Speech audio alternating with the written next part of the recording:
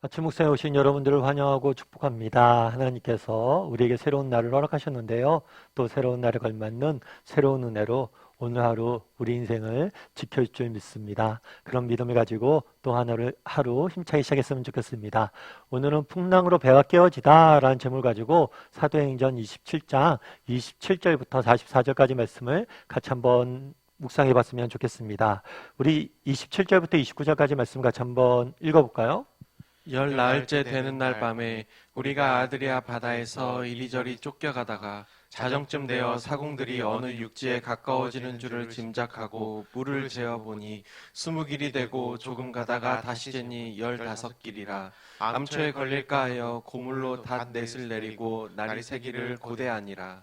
예, 로마로 배를 타고 항해를 합니다. 그러다가 풍랑을 만나죠. 풍랑을 만나서 정말 이 풍랑이 며칠 사이에 잠잠해지지 않았어요. 계속해서 풍랑이 지속되었어요. 그 과정 가운데 배의 짐들 다 버리고 배의 기구를 다 버리고 모든 노력을 했는데 되지가 않아요. 그래서 절망 가운데 있었죠. 그래서 바울이 서서 이야기합니다. 예, 안심하라 여러분. 하나님께서 어저께 나타나 말씀하셨습니다. 우리의 생명을 지켜줄 거라고. 그래서 여러분에게 안심하라라고 바울이 이야기합니다.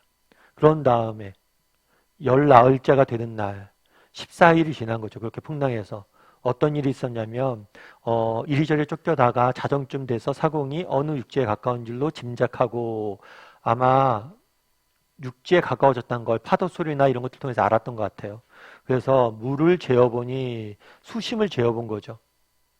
그런 다음에 뭐라고 되어 있냐면 암초에 걸릴까 하여 닷을 내렸다라고 되어 있습니다. 그러니까 바다에서 헤매고 있었어요. 그런데 파도 소리가 들리는 거예요. 육지가 가까워졌나? 하고 수심을 재어봤어요. 그랬더니 수심이 낮은 거예요. 그런데 더 가까이 배가 가다 보면 어떻게 할 수가 있어요? 암초에 걸릴 수가 있어요. 그렇기 때문에 닻을 내린 거죠. 그리고 밤이 이제 새기를. 그래서 해가 뜨면 육지가 어느 정도 있는지 알고 그럼 찾아갈 수 있겠다 이렇게 생각을 한 거죠. 그런 다음에 어떤 일이 있었을까요? 사공들이 도망하고자 하여 이물에서 닻을 내리는 채 하고 거룻배를 바다에 내려놓거늘 바울이 백부장과 군인들에게 이르되 이 사람들이 배에 있지 아니하면 너희가 구원을 얻지 못하리라 하니 이에 군인들이 거룻줄을 끊어 떼어 버리니라. 사공들이 뭘 했다고 그랬어요? 도망가고자 하여. 사공들이 그날 밤이 지나고 날이 새기까지 기다리면 되는데 기다리기가 두려웠던 것 같아요. 그 사이에 어떤 일이 있을지 모르니까 오히려 우리만 살자, 우리라도 살자 하고 도망가려고 했어요. 그것들을 바울이 알고 뭘 했어요? 백부장에게 얘기해서 도망하지 못하게 이렇게 묶어둔 거죠. 참 여러분들은 그럼 어떠세요? 이 사공의 모습들을 보면서 어떤 것 생각들이 드세요? 그날 밤에 바울이 이야기했잖아요. 뭐라고 얘기했어요? 안심하라. 염려하지 마라. 하나님이 너를 구원하실 것이다. 그 말을 들었어요. 그런데도 여전히 믿지 않고 뭐라는 거예요? 자기들만 도망갈 궁리를 하는 모습들을 보게 되는 거죠. 그럼 우리는 어떠냐는 거예요. 우리도 정말 인생의 고비고비 칠 때마다 하나님의 약속의 말씀을 신뢰해요. 물론 바울이 그런 얘기를 하고 나서 곧바로 풍랑이 잠잠해지지 않았어요. 여전히 바다 한가운데 이리저리 흔들리고 있었어요. 그래서 의심이 들었을 수도 있겠죠. 우리도 마찬가지예요. 정말 우리도 하나님이 우리 인생을 지켜주시고 붙잡아 주실 줄 믿는다고 하지만 우리 인생이 정말 쉽게 인생의 문제는 해결되지 않잖아요. 그럴 때 어떻게 돼요? 우리도 사공들처럼 믿지 못하고 정말 내 힘과 내 능력으로 살고자 이렇게 노력할 순간들이 있다는 거예요. 우리는 어떤가? 정말 하나님 말씀을 끝까지 붙잡고 정말 신뢰하고 산 사람인지 한번 돌아봤으면 좋겠어요. 사실 물론 이게 쉽지는 않은 건 압니다. 그럼에도 불구하고 신뢰할 수 있었으면 좋겠어요. 유계준이라는 분이 계세요. 이분은 장로님이세요. 원래 평안남도 출신이세요. 평안남도 출신인데 아버님이 어렸을 때 병에 걸리셨어요. 그래서 보니까 아버지 병수발하고 약값 쓰고 그러니까 가산이 다 탕진을 했어요. 그리고 아버지가 돌아가셨어요. 한순간에 이제 집이 망한 거죠. 그래서 부득이하게 평양에 왔습니다. 평양에 와서 소금 장사를 하는 분의 밑에 들어가서 일을 했어요. 그런데 이 소금 장사가 이분을 잘 본 것 같아요. 그래서 그 딸을 결혼시키고 딸을 줬어요. 이분한테 유계준 장로님에게. 그리고 결혼을 해서 이제 잘 살고 있었죠. 그런데 평양 시내를 한번 갔더니만 어떤 사람들이 선교를 하고 있는 거예요. 복음을 전하고 있는 거예요. 그래서 관아에 신고를 했대. 저 사람들 복음 못 전하게 해달라고. 그래서 이 사람들이 감옥에 갇혀서 죽도록 매를 맞았죠. 그런데 더 놀라운 거는 그러고 있는 며칠 지나서 그 사람들이 또 복음을 전하는 거예요. 그걸 보고 이 사람이 아니 도대체 저 사람들 저렇게 매를 맞고도 어떻게 저렇게 복음을 전하나 궁금증이 들었대. 그래서 가서 이야기를 듣고 결국에 예수님을 믿게 돼. 그래서 평양에서 예수님 믿고 또 일제시대가 돼서 신사참배 거부하느라고 온갖 고생 다 하고 그리고 6.25가 터졌죠. 6.25가 터졌을 때 뭘 했냐면 가족들을 다 남쪽으로 내려보냈어요. 그리고 본인은 평양에 남았어요. 왜냐하면 내가 장로인데 교회를 지켜야지. 그 교회에 결국에 남고 장로님이 결국에 어떻게 됐냐면 순교를 당했어요. 어떻게 보면 그 인생이 예수를 믿어서 잘된 일이 하나도 없죠. 어찌 보면 비극으로 끝났을 수 있죠. 그런데 그렇지 않아요. 이 장로님의 후손들을 1970년대에 한번 연구를 해봤대요.